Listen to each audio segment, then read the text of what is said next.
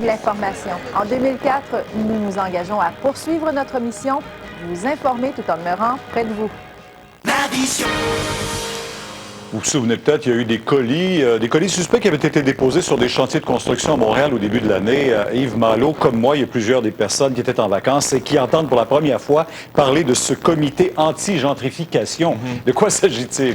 Ben, écoutez, je vous dis tout d'abord qu'on parle d'un comité, mais qu'il y a une seule personne qui a été arrêtée. Il s'agit de Francis Vallée, âgé de 20 ans. Et la grande question, c'est a-t-il agi seul? Je vous rappelle brièvement les faits.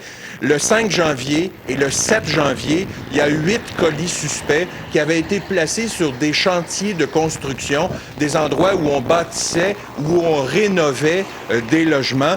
Et à ces endroits, il y avait des communiqués où le comité anti-gentrification dénonçait l'embourgeoisement, en quelque sorte, des quartiers Hochelaga, Maisonneuve et Rosemont. Donc, une seule personne a été arrêtée à la suite d'une enquête. Et il faut dire que Vallée n'entrera pas dans les annales comme étant un grand criminel, puisqu'il y avait déjà un casier judiciaire et pourtant, sur place, il a laissé des empreintes digitales. Il a envoyé des courriels à des médias et on a pu remonter jusqu'à son logement de la rue Laurier à Rosemont. Alors, c'était pas un grand criminel. Alors, en comparant ça aujourd'hui, ça s'est vite réglé, j'imagine. Ça s'est assez vite réglé. Il a plaidé immédiatement coupable à tous les chefs d'accusation de méfaits et d'avoir troublé la paix. Et la Cour devra se pencher sur son cas pour savoir quelle sentence il aura. Merci. À plus tard. On va aller du côté de Québec aujourd'hui. C'était débrayage. En fait, ça se passait un peu partout à travers le Québec, dans les 300 centres de la petite enfance où les travailleuses en garderie sont affiliées à la CSN, qui manifestent d'ailleurs en ce moment-ci, Pierre Stéat, devant l'Assemblée nationale. Ça vient tout juste de se terminer, il y a quelques minutes à peine. Là, ils étaient 2000 éducatrices là, qui venaient faire part de leur mécontentement au gouvernement Charest. Au cœur de ce litige, Pierre, c'est l'équité salariale, les salaires. Les éducatrices aimeraient gagner l'équivalent de leurs collègues masculins techniciens. Elles gagnent en moyenne 15,50 $ de l'heure. Ce qui est aussi au cœur du litige, c'est qu'il y a eu une entente de principe de signer avec l'ancien gouvernement, le gouvernement péquiste, et quelques semaines, quelques jours avant le déclenchement des élections. Et la CSN aimerait bien que le nouveau gouvernement, le gouvernement Charest, tienne compte de cette entente, respecte cette entente. Du côté de la ministre de la Famille, la ministre Carole Théberge, on dit c'est une entente à saveur électorale, impossible pour nous de la tenir. L'équité salariale, c'est trop compliqué. Merci, Pierre. Au revoir. Merci. Dans un moment, le froid au Québec, un outil tout naturel de promotion touristique. C'est quelque chose de très exotique pour moi. Et plus tard dans le bulletin, les Super G se suivent, mais ne se ressemblent pas pour Geneviève Simard en Italie.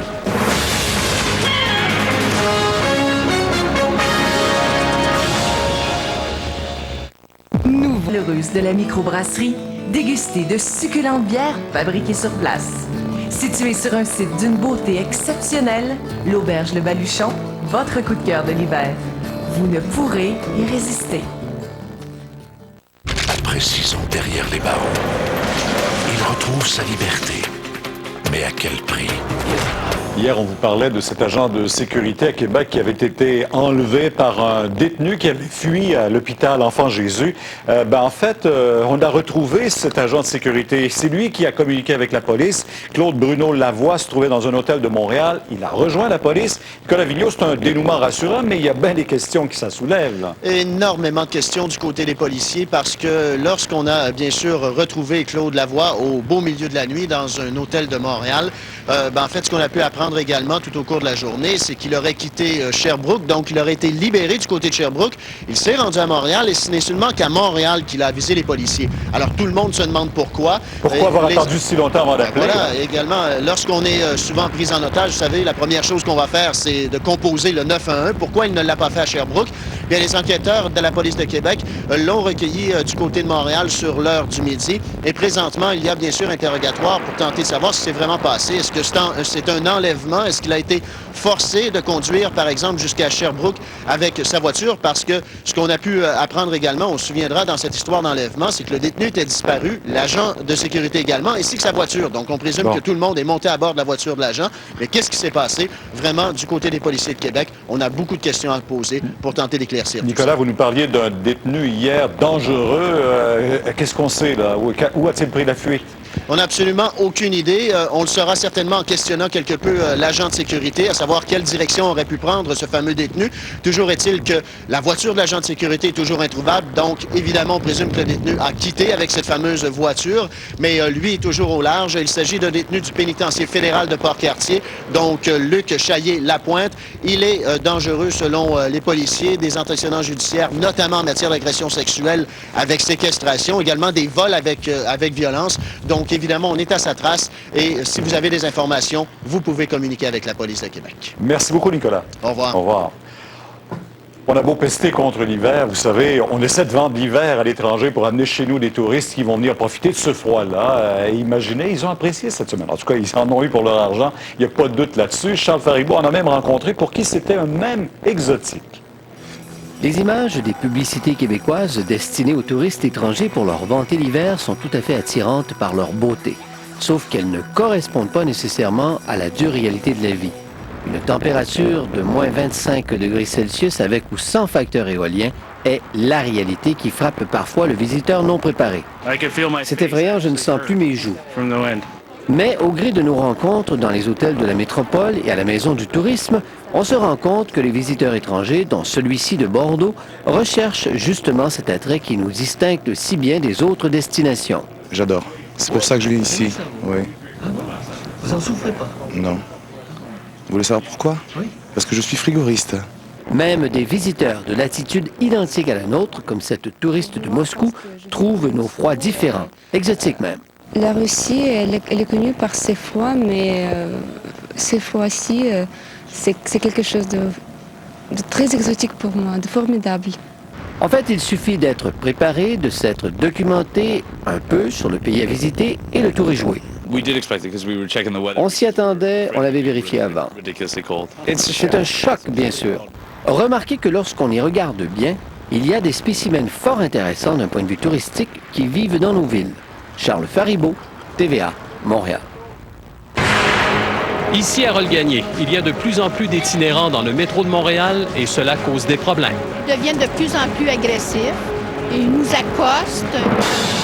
Et puis, notre correspondant Hervé Tropea en direct de la Californie sur la comparution de Michael Jackson dans un vent de folie.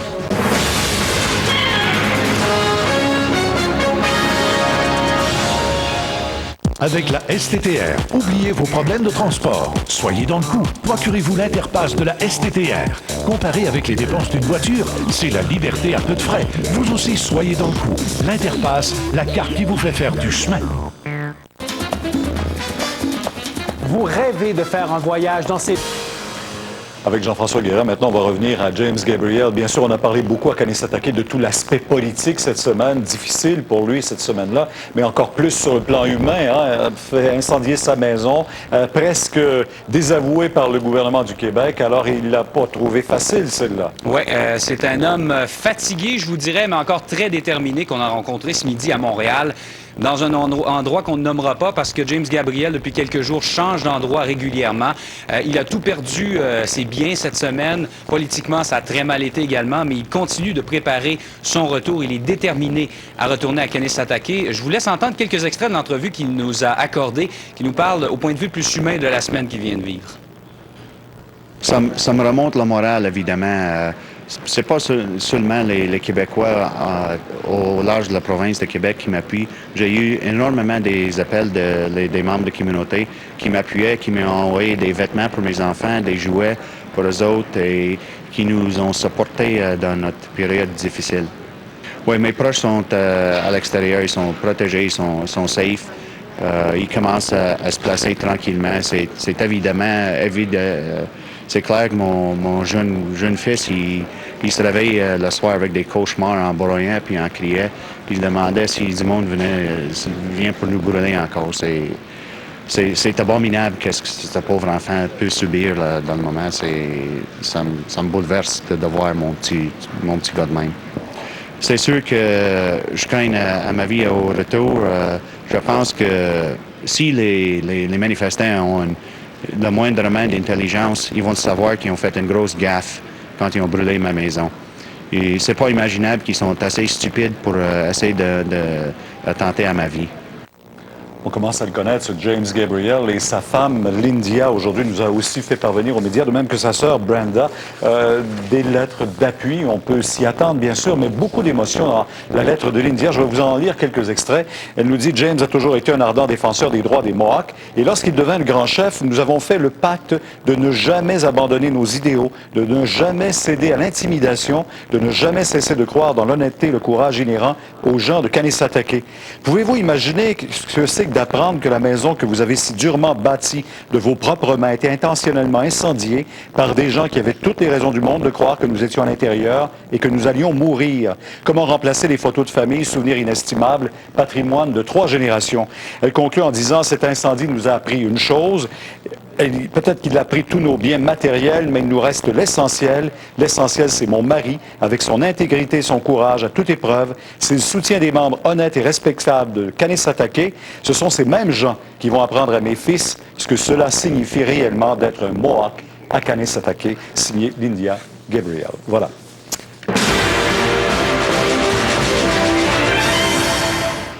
Ça fait du bien d'entendre des commentaires comme ceux-là après cette semaine-là pour James Gabriel, bien sûr, mais il y a beaucoup de questions qui restent en suspens. Et ce qu'il devra affronter lui-même en revenant sur le territoire, c'est tout ce qu'il sait au niveau de la police. Est-ce qu'il sera en sécurité chez lui? Ben Pierre, il y a une chose extrêmement importante, et ce matin, le National Post en faisait état.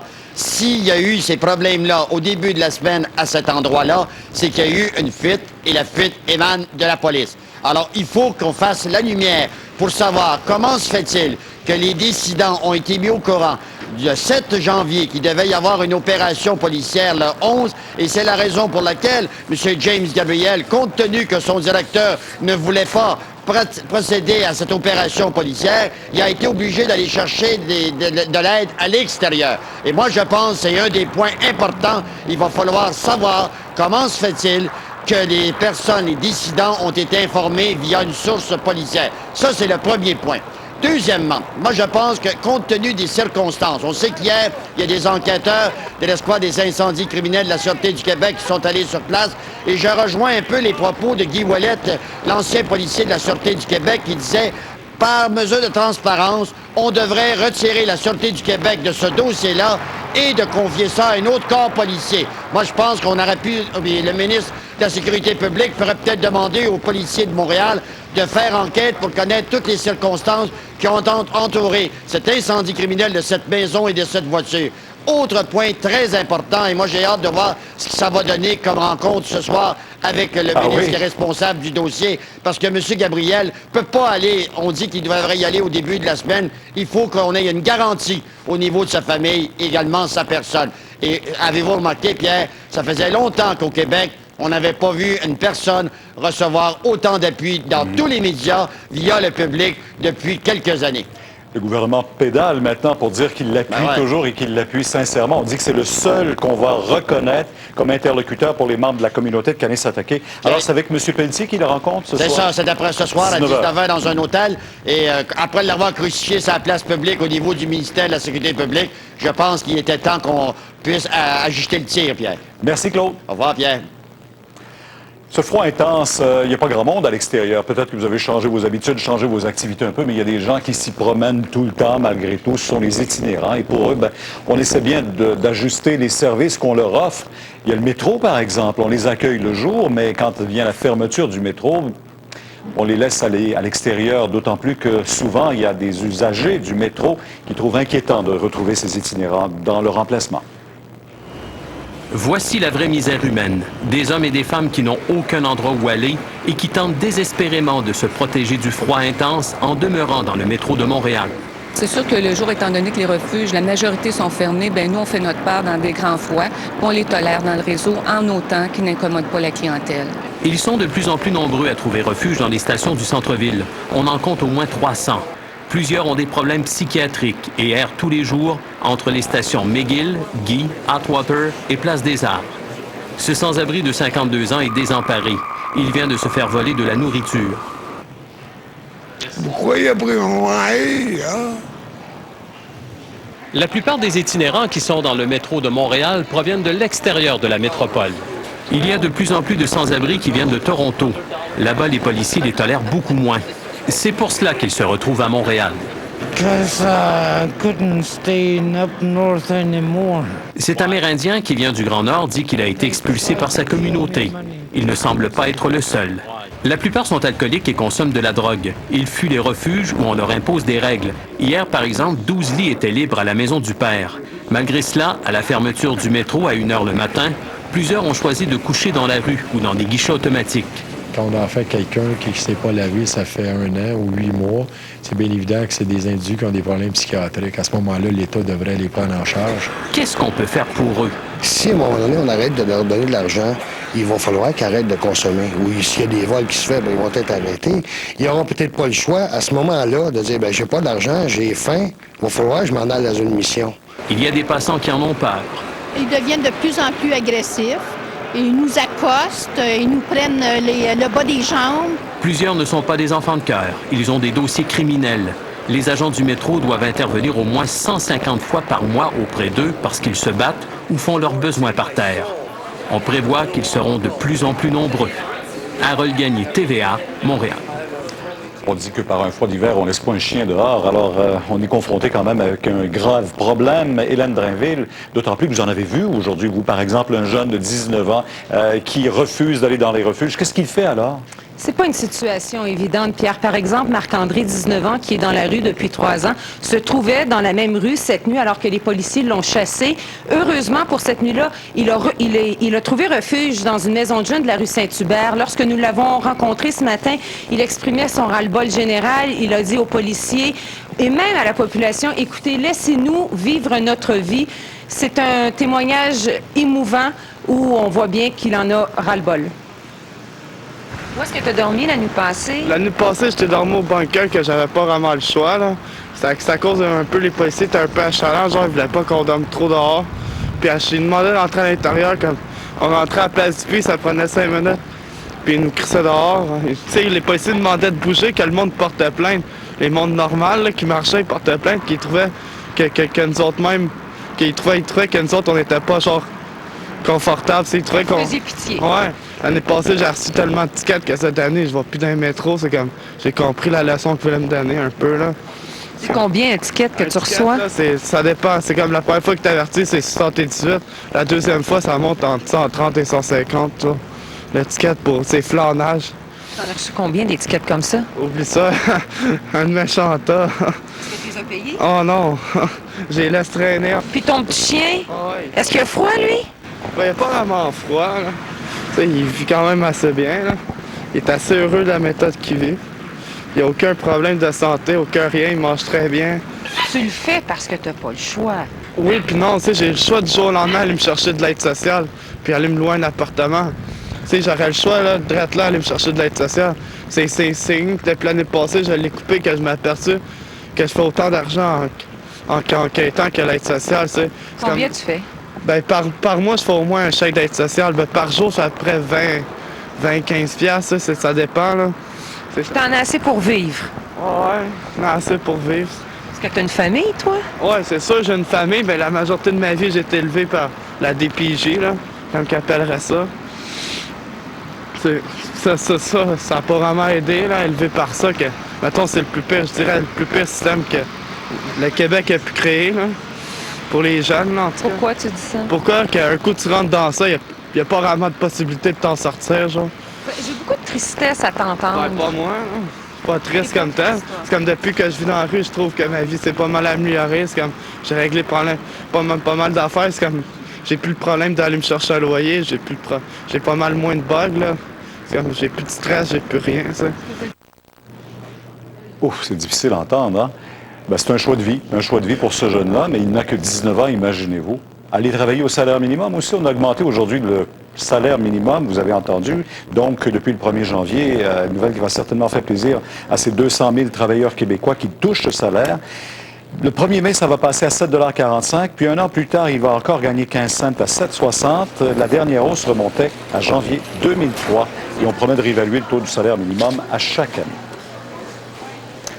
On va revenir à la comparution de Michael Jackson aujourd'hui au Palais de justice de Santa Maria. Pascal, c'était tout un cirque médiatique là-bas, tout un comité d'accueil organisé, je pense bien, par le clan de Michael Jackson. Oui, bien, on se souvient que lundi, son frère Jermaine avait lancé un appel à tous ses fans et à tous ses fan clubs à travers le monde et à travers les États-Unis de venir soutenir Michael lors de sa comparution devant le tribunal de Santa Maria. Plusieurs, on doit dire, c'est une opération réussie parce qu'il y en avait plusieurs centaines qui étaient là ce matin, qui avaient quitté donc en autobus, soit de Las Vegas ou même de Los Angeles, pour se rendre là. Et il y en a qui ont passé la nuit, il y avait des affiches pour le soutenir, il y en a qui chantaient ses plus grands succès. Il y avait évidemment aussi des journalistes de partout dans le monde. Il faut dire que les résidents de la communauté de Santa Maria disaient ne jamais avoir vu quelque chose d'aussi gros. Il y en a qui ont fait des sous cependant parce que semble-t-il que les espaces de stationnement pour les camions satellites et aussi pour les camions de production pour les télévisions, ça pouvait s'élever jusqu'à 75 000 $ la location pour un emplacement aujourd'hui. Donc, il y en a qui ont fait une très, très bonne année seulement aujourd'hui. Et il y avait aussi des fans, quand on dit de partout, il y en avait même, on avait des images des gens de Russie, des fans de Russie qui étaient évidemment en Russie, mais qui avaient des affiches parce qu'un peu partout dans le monde, il y a des fan clubs qui n'ont pas pu se déplacer, mais qui sont restés sur place pour quand même manifester leur appui à Michael Jackson. Qu'on l'aime ou pas, Michael Jackson, il a le sens du showbiz. Hein? Il a le sens du... Oui, vraiment, là, oui. Il y a ce sens-là. En tout cas, ça, c'est sûr qu'on peut lui donner ça, là, et c'est vraiment toujours organisé. Et il y a aussi le sens de l'hospitalité parce qu'il y a des gens, des gardes du corps de Michael Jackson qui, lors de sa comparution, se promenaient parmi ses fans et remettaient des invitations aux gens, à ses fans qui s'étaient déplacés. Et cette invitation disait tout simplement, bon, merci d'être là et on vous attend cet après-midi, donc de 11h à 2h au Ranch Neverland. Donc, tous les gens qui se sont présentés, les membres de son fan club, eh bien, étaient invités. C'est à peu près une demi-heure de route du Palais de justice. Donc, les gens ont été invités à venir prendre une collation et à boire à la santé de Michael Jackson. Pascal Blé, on va aller rejoindre tout de suite Hervé Tropéac. Il est là-bas, lui, à Santa Maria. Bonsoir, Hervé. Bonsoir, Pierre. Bon, dites-moi quand même, c'était tout un show Michael Jackson aujourd'hui, rocambolesque comme comparution. Ça s'est du jamais vu, je pense. Ah non, vraiment, c'est du jamais vu, Pierre. J'ai presque envie de vous dire jusqu'où ça va aller parce que j'ai l'impression que Michael Jackson n'a vraiment aucune limite, j'allais dire presque dans sa folie. Alors, comme vous dites, ça a été vraiment un véritable cirque. Il faut savoir que Michael Jackson a même étonné aussi et surtout le juge, mais aussi ses avocats qui ont même essayé de le calmer, mais il n'avait absolument rien à faire. Et croyez-moi, l'attitude qu'il a eue aujourd'hui n'est vraiment, vraiment pas bonne pour son avenir. Hey, on dit même qu'il est sous l'influence d'un groupe, en tout cas selon un de ses ex-porte-parole, il serait sous l'influence d'un groupe Nation of Islam. Oui, c'est ce qu'on dit. On dit qu'il serait vraiment influencé justement par ce groupe-ci. D'ailleurs, Michael Jackson, ça a fait un tel scandale par rapport à cette adhésion avec ce groupe dont vous me parlez, que Michael Jackson a demandé de prendre un autre avocat de religion juive qui s'appelle Benjamin Brafman pour justement essayer de calmer un petit peu les ardeurs. Mais vraiment, après la journée que nous venons de passer aujourd'hui, vous voyez, je suis ici à Santa Maria devant la cour de justice. Il y a tous les journalistes qui sont encore derrière moi. Je me dis vraiment, je ne sais pas jusqu'où va aller Michael Jackson et surtout, après ça, le juge, à mon avis, a déjà, dans sa tête, quelque chose de pas très bon pour lui. Bon, là, il n'a plaidé non coupable aujourd'hui. Ça va commencer quand, son procès, là? Alors écoutez, on sait que le mois prochain, il va avoir encore une fois certainement une comparution. Mais vous savez, Pierre, c'est uniquement le début. C'est-à-dire que ça ne va pas durer encore quelques semaines, ni quelques mois, mais quelques mois. À mon avis, ça va durer jusqu'à la fin de l'année. Donc vous voyez, l'affaire va être vraiment très longue. On s'attend à ce que son ex-femme aille témoigner. En tout cas, c'est la rumeur. Est-ce que ça se confirme? Oui, c'est ce qu'on dit. On sait en tout cas que Debbie Rowe, son ex-épouse, commence un petit peu à revenir au devant de la scène. En fait, certains disent qu'elle va certainement comparaître prochainement en tant que témoin. Mais moi, je peux vous dire qu'en fait, Debbie Rowe, on la voit de plus souvent actuellement devant les médias parce que tout simplement, elle se fait beaucoup de soucis pour ses enfants. Et le fait que Michael Jackson a d'ailleurs adhéré avec ce mouvement de l'islam n'a pas du tout plu à Debbie Rowe. Donc, c'est la raison pour laquelle on la voit de plus souvent actuellement devant les médias. Merci beaucoup, Hervé. Hervé Tropéac qui est à Santa Maria. Merci. Commencé dimanche lorsqu'une vieille dame de 86 ans, une pensionnaire de cette résidence derrière moi, est morte. On a cru à ce moment que c'était des suites d'une gastro-entérite. La direction de la santé publique a alors pris des mesures pour éviter une épidémie dans la résidence. Mais un autre décès est survenu mercredi, un homme de 83 ans. Et c'est dans la nuit de mercredi à jeudi qu'on a découvert la véritable cause de ces décès. La police a été demandée ici pour évacuer les pensionnaires. Ils étaient intoxiqués au monoxyde de carbone. Le taux était 10 fois plus élevé qu'en milieu industriel. Tout cela à cause d'une défectuosité de la cheminée. Et heureusement, nous indique le coroner que le propriétaire s'est réveillé en pleine nuit. On écoute le coroner Rénal Gauthier. Je ne sais pas qu'est-ce qui a fait exactement que le propriétaire se soit éveillé et avisé la police mais c'est très certainement que si tout le monde avait comme dormi bien dur cette nuit-là, le lendemain matin, il y en aurait quelques-uns qui seraient pas réveillés. Et ça, écoutez, on en a déjà 2 qui sont décédés. On peut penser que c'est le froid surchauffe, j'imagine? Ah, tout à fait, Pierre. Écoutez, on avait augmenté le chauffage et puisque le gaz de combustion s'échappait mal, il s'est répandu dans la maison. Alors évidemment, les mesures de prévention ont été suggérées par la direction de la santé publique, vérifier son système de chauffage et idéalement installer un détecteur, un avertisseur pour le monoxyde de carbone. Merci beaucoup, Pierre. Au revoir. On espère que pour les autres, ça va mieux aller. Maintenant, du côté de l'Irak, on a beau avoir arrêté Saddam Hussein et plein d'autres de son entourage, ça n'a pas cessé la violence là-bas. Vous allez en voir encore de ces images. Ça s'est produit aujourd'hui.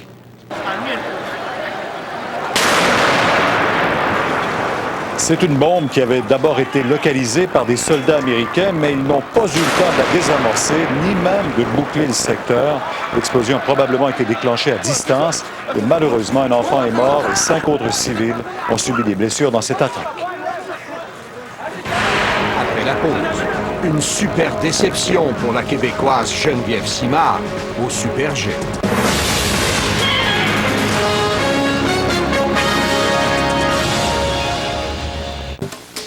Qu'est-ce qu'il faut pas faire pour conserver le goût frais du café?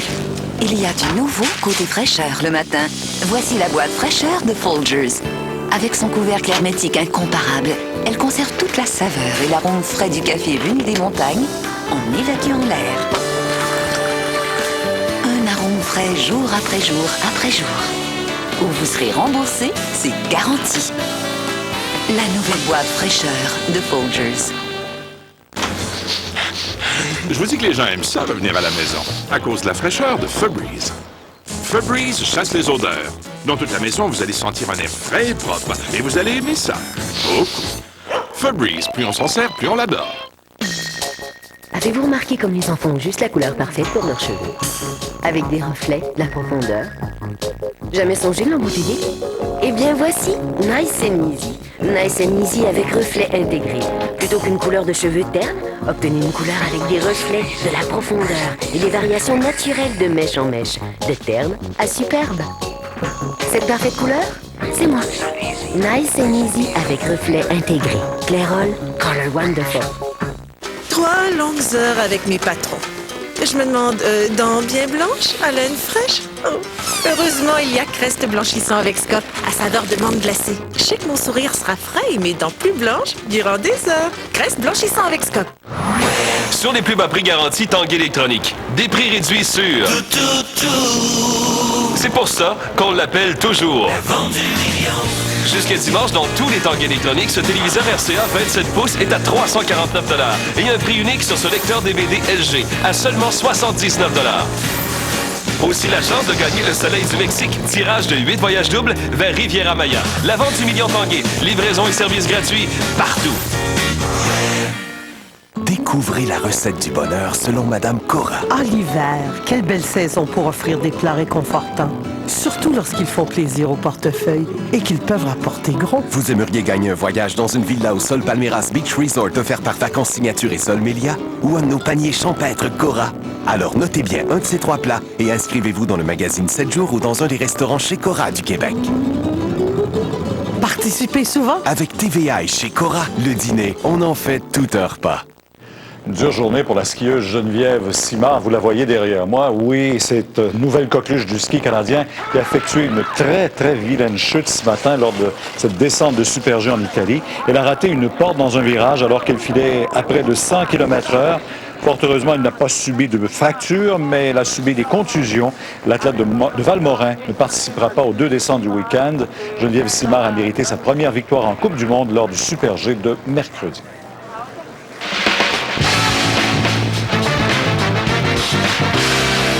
Vous allez nous parler cette fois, Pascal, d'une autre initiative contre le piratage de la musique sur Internet. Exactement. C'est que le groupe Archambault, depuis aujourd'hui, a donc mis à la disposition des amateurs de musique un site de téléchargement, le premier site francophone en Amérique du Nord. Et donc, pour 99 sous, on peut aller choisir les chansons qu'on préfère. Et évidemment, on a accès à toutes les chansons là, de nos chanteurs préférés à travers le monde.